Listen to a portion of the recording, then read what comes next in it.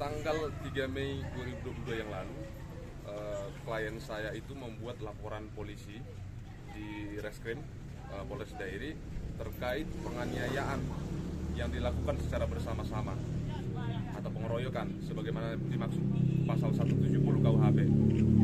Jadi kejadian bermula dari peristiwa kecelakaan lalu lintas di mana klien saya tidak sengaja menabrak belakang mobil dari sebuah mobil yang parkir di Jalan Situlunumpu.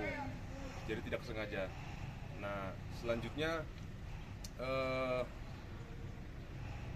belakangan kita menilai atau berpendapat bahwa laporan polisi ini tidak berjalan sebagaimana mestinya, di mana penyidik melakukan penyidikan tidak profesional atau tidak proporsional. Karena laporan polisi dibuat pada tanggal 3 Mei, lalu di sekitar tempat kejadian itu ada CCTV. Jadi sebenarnya buktinya sudah tersedia di tempat kejadian perkara.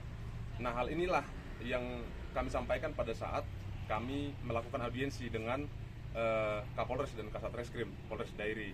Kami sampaikan beberapa catatan termasuk CCTV tersebut, karena sampai dengan hari ini CCTV tersebut belum juga diambil. Nah, kemudian karena tidak ada perkembangan soal penanganan laporan polisi yang dibuat oleh klien kami, maka kami sudah mengajukan mohon perlindungan hukum ke Kepala Bagian Pengawas Penyidik di Polda Sumatera Utara. Dan pada akhirnya pada tanggal 15 Agustus telah dilakukan gelar perkara khusus di Polda Sumatera Utara.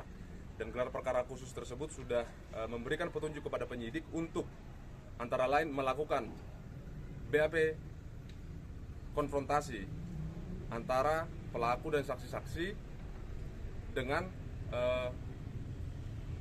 pelapor atau korban dalam hal ini. Karena menurut penyidik, informasi yang disampaikan oleh penyidik bahwa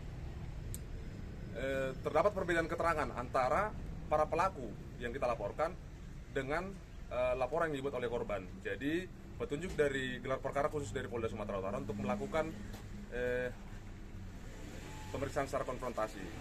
Kemudian dilakukan prarekonstruksi terhadap kejadian peristiwa penganiayaan secara bersama-sama tersebut. Akan tetapi sampai dengan hari ini, dari tanggal 15 Agustus, petunjuk dari gelar perkara khusus yang dilakukan di Polda Sumatera Utara belum juga dilakukan oleh penyidik pada Polres Dairi, termasuk tadi melakukan prarekonstruksi, melakukan BAP konfrontasi, dan juga catatan kita yang di Reskrim terkait penganiayaan secara bersama-sama adalah karena sampai dengan saat ini masih hanya satu orang yang ditetapkan sebagai tersangka. Sementara laporannya kita adalah penganiayaan secara bersama-sama atau pengeroyokan. Itu lebih dari 2 orang, jadi dugaannya 3 orang sampai 4 orang. Karena pada saat dianiaya, klien saya atau korban itu sudah menutup wajah pada akhirnya setelah tidak taat dengan penganiayaan yang dilakukan itu. Jadi harapannya kita adalah penyidik melakukan penyidikan secara profesional dan proporsional dan transparan, dan sesegera mungkin melakukan penetapan tersangka terhadap para pelaku yang lain yang sampai dengan saat ini masih bebas berkeliaran. Jadi masih hanya 1 orang saja, yaitu saudari SS yang ditetapkan sebagai tersangka. Sementara beberapa pelaku yang lainnya belum ditetapkan sebagai tersangka. Kita tidak tahu apakah ini mau diarahkan ke penganiayaan biasa atau pasal 351. Kita tidak tahu juga. Tetapi kalau misalnya penyidik masuk ke sana, tentu kita akan melakukan upaya hukum.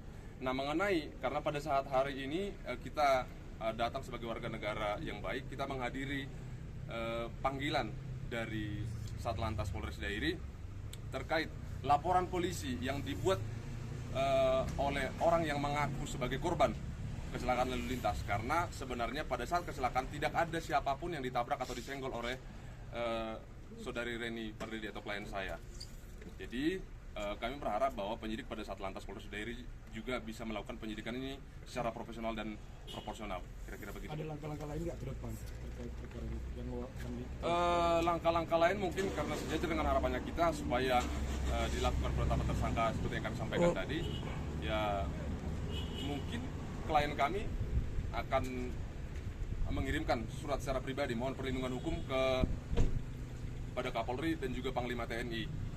Karena sebelumnya kami sudah mengirimkan surat mohon perlindungan hukum kepada Kabak Wasidik seperti yang saya jelaskan sebelumnya, dan juga kepada Karawasidik di Mabes Polri dengan tembusan Kadif Propam, juga tembusan Kompolnas dan juga Menko Polhukam. Dan yang terakhir yang kami kirimkan surat ke Karawasidik itu juga kami tembuskan kepada Kapolri. Jadi mungkin langkah kami selanjutnya, jika ternyata penyidik pada Satreskrim Polres Dairi belum juga melakukan penetapan tersangka terhadap 2 orang yang lainnya, maka klien kami akan mengirimkan surat secara pribadi mohon perlindungan hukum kepada Kapolri demi mendapatkan keadilan, karena menurut kami yang mewakili pihak korban belum mendapatkan keadilan sampai saat ini. Penganiayaan secara bersama-samanya itu karena kebetulan penganiayaan itu brutal sekali ya. Itu ada di 2 lokasi.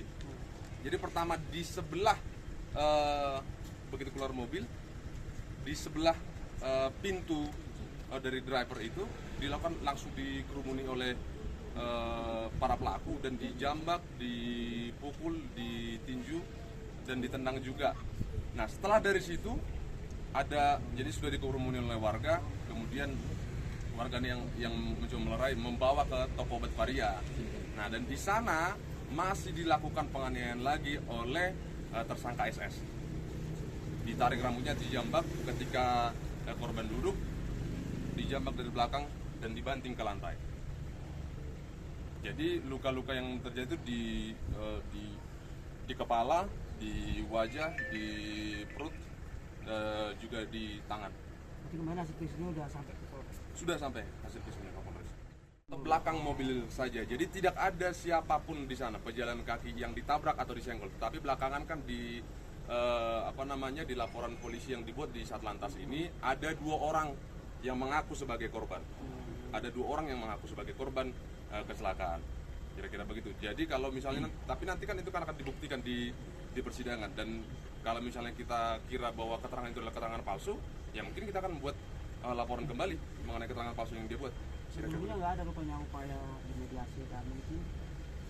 Jadi terkait mediasi itu beberapa kali bukan diupayakan sebenarnya kalau saya bisa mengatakan, tetapi terkesan dipaksakan supaya klien saya dalam hal ini korban penganiayaan secara bersama-sama itu agar mau berdamai dengan para pelaku, kira-kira begitu.